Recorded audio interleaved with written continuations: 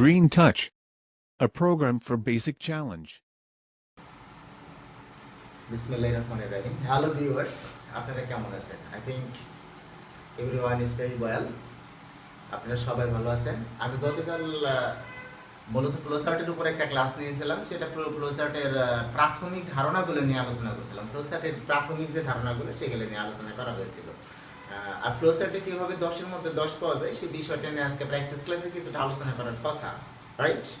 তো আমি সেটি আলোচনা নিয়ে আজকে আসতেছি যে কীভাবে আসলে আপনি চাইলেই ফ্লোচার্টে 10-এর মধ্যে 10 পাইতে পারেন। দেখেন, এখানে আমি আসলে আজকে যে ক্লাসটা নিয়ে আলোচনা করতেছি সেটা হলো ফ্লোচার্টের প্র্যাকটিস ক্লাস। আর প্র্যাকটিসগুলো করতে গেলে আপনারা যখন আমার এই ভিডিওটা দেখবেন তখন কাইন্ডলি আপনার কাছে যে বই আছে সেটা হতে পারে টেস্ট পেপার অথবা বোর্ডের কোনো বই, সে বইটা সাথে নিয়ে আপনি প্রশ্নটা বের করে যদি আমার সাথে মিলায়ে সেটা আপনি সলভ করেন, আপনার জন্য বেশি সুবিধা হবে। যেমন আমি এখন যে প্রশ্নটা সলভ করতে যাচ্ছি সেটা হলো রাজশাহী বোর্ড 2019 ইংরেজি প্রথম পত্রে যে প্যাসেজটা আসছিল ফ্লোচার্টের জন্য 2 নম্বরে যেটা আসছিল সেটা হলো আপনি দেখেন দি টার্ম ডায়াসপোরা, এরকম একটা প্যাসেজ ছিল। দি টার্ম ডায়াসপোরা দিয়ে একটা প্যাসেজ ছিল, is use to refers to people, এরকম একটা প্যাসেজ।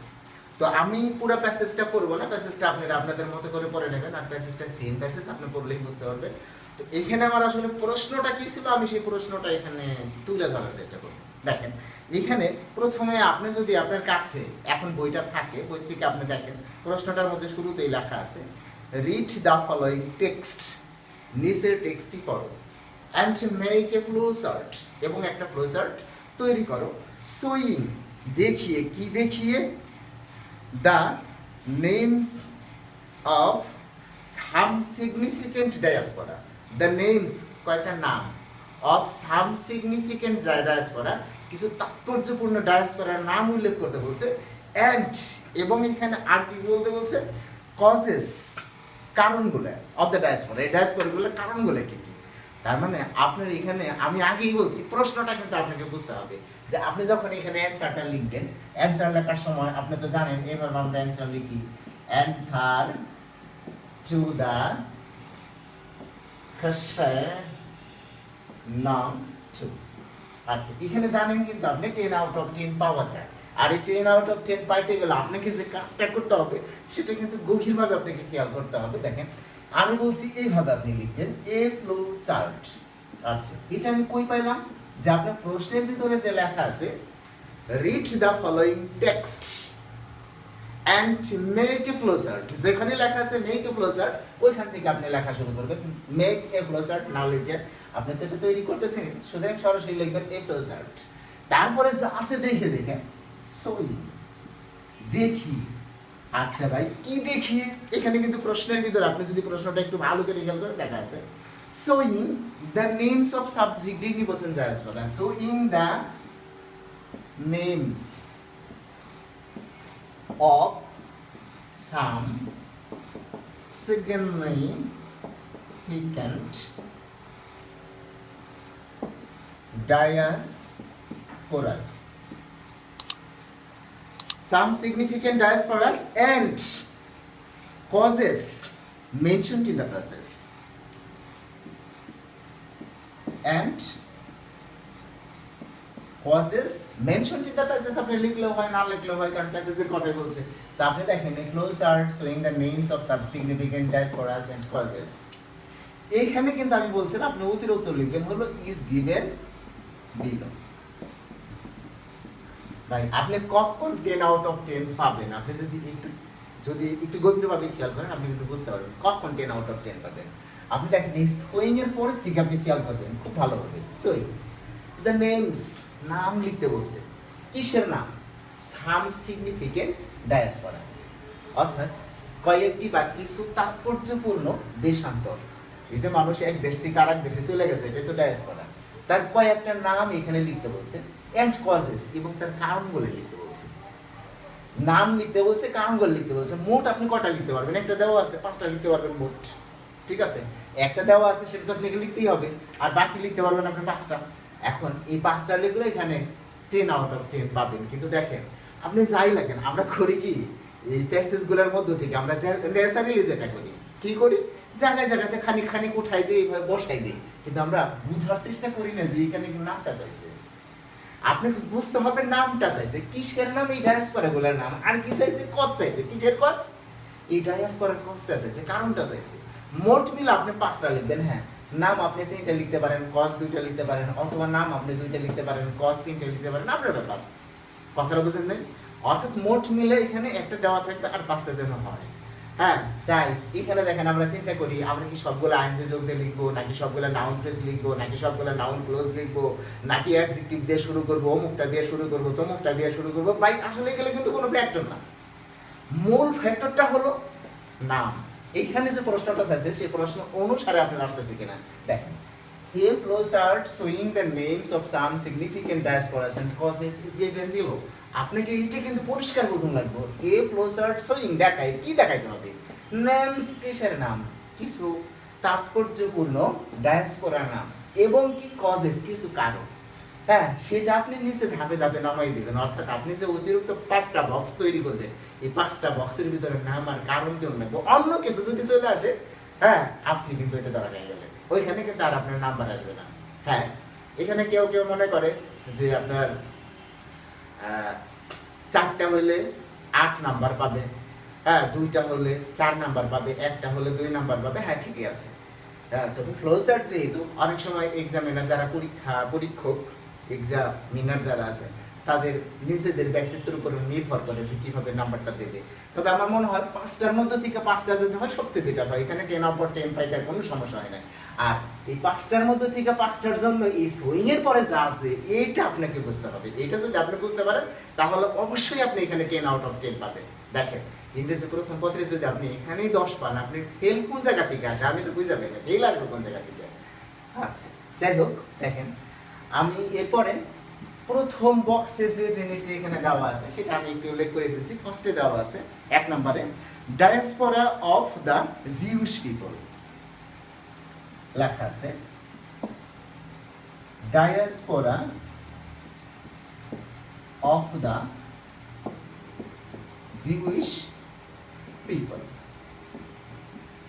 আচ্ছা, এটা দেখেন একটা বক্স এইভাবে কিন্তু দেওয়া আছে।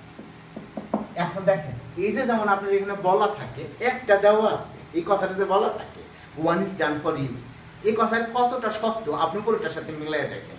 বলা আছে ডায়াসপোরার নামগুলো লেখেন এবং তার কারণগুলো লেখেন। এটা কিন্তু আপনাকে বলতেছে নাম লেখেন আর কারণ লেখেন। দেখেন তো এটা একটা কারণ না, নাম না।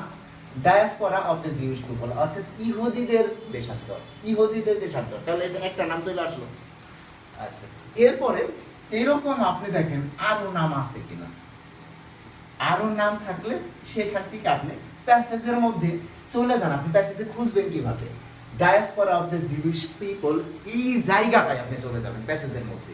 প্যাসেজে আপনি দেখেন কোন জায়গাটায় আছে diaspora of the Jews people. হ্যাঁ, আপনি মনে হয় অলরেডি পেয়ে গেছেন diaspora of the Jews people, ঠিক আছে। তো এই সমস্ত ক্ষেত্রে আরো আছে, যেমন আপনার ডায়াসপোরা of the Aryans, এরপরে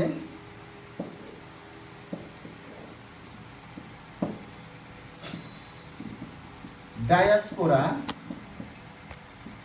অফ দ্য ইন্ডিয়ান্স যদি থাকে আর কি, আমি উদাহরণস্বরূপ বুঝাইতেছি। আচ্ছা, এরপরে দেখেন আপনি যে কতগুলো লেখা ফেলা দিলেন। এখন কষ্টটা কিন্তু আপনি লিখতে পারেন, কারণটা লিখতে পারেন, এই কারণটা কেন ঘটছিল। হ্যাঁ, এরপরে মানে কতগুলো কারণ আপনার আসতে পারে, হতে পারে। যেমন আপনি ধরেন এইখানে যে কারণগুলো ওনারা সেট আপ দিয়েছে, যেগুলো দিয়েছে, যেমন এখানে বলতেছে বিকজ অফ ওয়ার, যুদ্ধের কারণ, কারণটা হতে পারে বিকজ অফ ওয়ার। তার মানে এইখানে কারণটা যদি আপনি ওয়ার লিখে দেন, বিকজ অফ ওয়ার, যুদ্ধের কারণে, এতখানি যদি লেখেন তাও হবে। আপনি যদি খালি ওয়ারও লেখেন তাও কিন্তু হবে, যুদ্ধ এটা একটা কারণ। বুঝে গেছি? এইরকম এখানে দেখবেন কতগুলো কারণ আছে, যে কারণগুলো কিন্তু আপনি পর্যায়ক্রমে নিতে পারেন। অর্থাৎ আমি এখানে বলতে চাইতেছি ফ্লোচার্টে আপনি আসলে গুরুত্বটা কোন জায়গা দেবেন, সুইং এর পরে যে অংশটা আছে ওইখানে কি চাইছে, সেটার উপরে যদি আপনি গুরুত্ব দেন, প্যাসেজটা যদি আপনার নাও করা থাকে, এখানে 10 আউট অফ 10 পাওয়া সম্ভব। তবে আমার কাছে প্রশ্ন হলো, আপনার প্যাসেজ কেন পড়া থাকবে না? অবশ্যই প্যাসেজ পড়া থাকবে, কারণ প্যাসেজ তো সেম প্রসেস। এটাতে আমেরিকা, লন্ডন বা অন্য কোনো জায়গা থেকে প্যাসেজটা আসতেছে না, আপনার টেক্সট বই থেকে প্যাসেজটা আসতেছে, তাহলে প্যাসেজটা আপনি কেন পড়া থাকবে না? বিশেষ করে বোর্ডের যে প্যাসেজগুলো আছে, ইতিপূর্বে 2017 সাল, 18 সাল, 19 সালে যে প্যাসেজগুলো বিভিন্ন বোর্ডে আসছিল, এই প্যাসেজগুলো আপনি একটু ভালো করে আয়ত্ত করেন, এগুলো দেখেন, বাস হয়ে যাবে ইনশাল্লাহ, আই থিঙ্ক। আচ্ছা, এরপরে দেখেন আরেকটা আমি বলতেছি, যশোর বোর্ড 2019-এ যে কোশ্চেনটা আসছিল, দেখেন এখানে প্যাসেজটা আসছে হলো এ পিস মুভমেন্ট, অর্থাৎ শান্তি আন্দোলনের উপরে। এ পিস মুভমেন্ট, শান্তি আন্দোলনের উপরে একটা প্যাসেজ আসছিল, হ্যাঁ, ফ্লোচার্টের জন্য। তো প্রথমে এখানে লেখা আছে, রিড দ্য ফলোয়িং টেক্সট, টেক্সটটা পড়েন, অ্যান্ড মেক এ ফ্লোচার্ট, এবং একটা ফ্লোচার্ট তৈরি করেন, শোয়িং, দেখিয়ে, কি দেখাইতে বলছে এখানে, showing the objectives of piece movement, অর্থাৎ শান্তি আন্দোলনের অবজেক্টিভ, বিষয় বলে, শান্তি আন্দোলনের লক্ষ্যগুলো কি ছিল, পারপাসগুলো কি ছিল, কেন তারা শান্তি আন্দোলন করেছিল, তাদের উদ্দেশ্য কি শান্তি আন্দোলনের, সেটাই কিন্তু এখানে বলা হইতেছে অবজেক্টিভস অফ পিস মুভমেন্ট। আচ্ছা, তাহলে এখানে প্রথমটাই কিন্তু ওনারা একটা দিয়ে দিছে, ending of a particular war. দেখেন এখানে এক নম্বরে ওনারা দিয়ে দিছে ending of a particular war, অর্থাৎ এখানে ওনারা বলে দিচ্ছে বিশেষ কোনো যুদ্ধ বন্ধ করতে হবে। দেখেন ভাই, আমরা আসলে যে কাজটা করি, দেখেন উপরের অংশ কিন্তু আমি লিখলাম না, নাকি আরো লেখার দরকার আছে, জাস্ট আমি বিষয়টা বোঝানোর চেষ্টা করতেছি। আমরা আসলে যে কাজটা শুরু করি, যে এন্ডিং আছে না, আমরা তালাশ করে খুঁজে বের করার চেষ্টা করি বার, বুঝে গেছে? হ্যাঁ, বারবার সাথে আইনজি যোগ করে এইভাবে ধাবা ধাপ 5টা 6টা বসাই দিই, এই তো করি কাজ, কিন্তু আসলে হইলো কি না হইলো সেটা কিন্তু আমরা বিবেচনা করি না। আসলে এখানে চাইছে হলো শান্তি আন্দোলনের উদ্দেশ্য কি কি। দেখেন এটি শান্তি আন্দোলনের একটা উদ্দেশ্য, যে বিশেষ কোনো যুদ্ধকে বন্ধ করা, শেষ করা, বিশেষ কোনো যুদ্ধকে কি করা, শেষ করা, বন্ধ করা। এখন দেখেন শান্তি আন্দোলনে এই যে আপনার ending of a particular war, এটা কিন্তু প্যাসেজের কোনো না কোনো জায়গায় আছে। দেখেন ending of a particular war, সেইখানে কিন্তু আপনার অ্যান্সারগুলো আছে, যেমন মিনিমাইজ ইন্টার হিউম্যান ভায়োলেন্স। দেখেন মিনিমাইজ, এই যে মিনিমাইজ ইন্টার হিউম্যান ভায়োলেন্স, অর্থ হলো কি, মিনিমাইজ মানে কমানো, আন্তঃমানবিক কন্দল, আন্তঃমানবিক যে কন্দল সেটাকে কমানো। তো যেহেতু এখানে ওনারা আইনজি যোগ করছে, আমি যদি এখানে আইনজি যোগ করি তাহলে প্যাটার্নটা মিলে আরো সুন্দর হয়, তাই কিন্তু আমি আইনজি যোগ করলাম। কিন্তু আপনি এইখানে যদি অন্য কিছুর সাথে আইনজি যোগ করেন, যেমন এখানে যদি আপনি বলেন মেকিং ব্রেড, রুটি বানানো, তাহলে তো হবে না। অপারেটিং কম্পিউটার, তাহলে তো হবে না। বুঝে গেছে? অপারেটিং মোবাইল ফোন, তাহলে তো হবে না। আপনার এখানকার উদ্দেশ্যটা কি থাকতে হবে, যে শান্তি আন্দোলনের উদ্দেশ্যটা কি? শান্তি আন্দোলনের একটা উদ্দেশ্য যুদ্ধ বন্ধ করা, আর একটা উদ্দেশ্য কি মানুষের মধ্যে করে কন্দল কমানো, ঠিক আছে? আচ্ছা, আরো কি উদ্দেশ্য থাকতে পারে? যে ধরেন আমি এখানে দিলাম ব্যানিং, ব্যানিং দ্য গানস, বন্দুকের ব্যবহার কি করা, বন্ধ করে দেওয়া সবার কাছে, অথবা এস্টাবলিশিং পিস, হ্যাঁ, শান্তি প্রতিষ্ঠা করা। এখন দেখেন এখানে অসংখ্য ভার্ব আছে, বাস এখান থেকে আপনি এমন একটা ভার্বের সাথে আইনজি যোগ করলেন যেটা শান্তি আন্দোলনের উদ্দেশ্যের মধ্যে পড়লো না, তাহলে কি হবে? হবে না। আমার মনে হয় ফ্লোচার্ট আপনারা ক্লিয়ার। ফ্লোচার্ট আসলে কিছু না, ফ্লোচার্টটা আসলেই আপনি ওই জায়গায় দেখবেন সোয়িং এর পরে কি আছে। হ্যাঁ, সোয়িং এর পরে ওই জিনিসটা যদি আপনি বুঝতে পারেন, তাহলে আপনি এখানে 10 আউট অফ 10 পাবেন। হ্যাঁ, আইনজি যোগ, ফ্রেজ, অমুক তমুক, আগর বাগর, খাল্লি বাল্লি, নানান ধরনের পেঁচালি সব আসলে কিছু না। মূল কথাটা হলো কি চাইছে সেটাই কেন আপনাকে অ্যাপ্লাই করা। তো যাই হোক, সবাই ভালো থাকেন, সুস্থ থাকেন, আল্লাহ হাফেজ।